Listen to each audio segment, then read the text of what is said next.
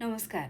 आज नेकपा एमाले संसदीय दलको नेता चयन गरेको निर्णयले देशभर बहस, असन्तुष्टि र प्रश्नहरू जन्माइराखेको अवस्था छ।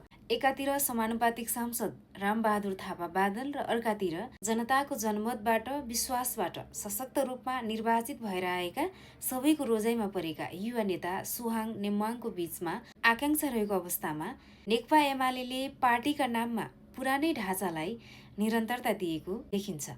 युवा नेता सुहाङ नेम्वाङलाई पन्छाएको छ।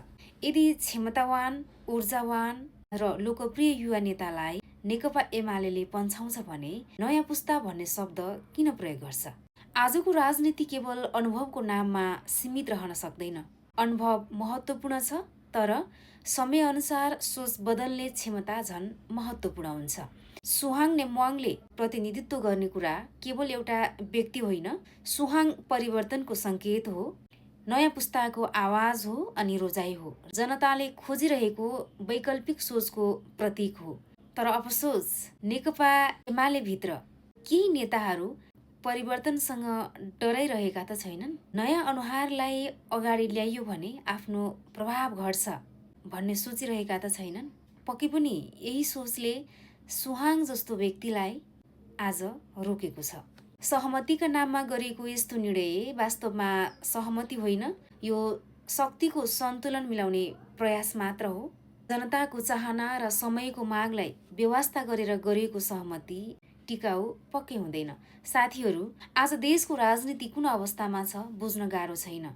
जनतामा चरम असन्तुष्टि छ, स्थापित दलहरूप्रति विश्वास घटिरहेको अवस्था छ। जुन मत परिणाम अहिले देखियो, जुन परिणाम पार्टीहरूले भोगिरहेका छन्, यो अवस्था अचानक आएको होइन।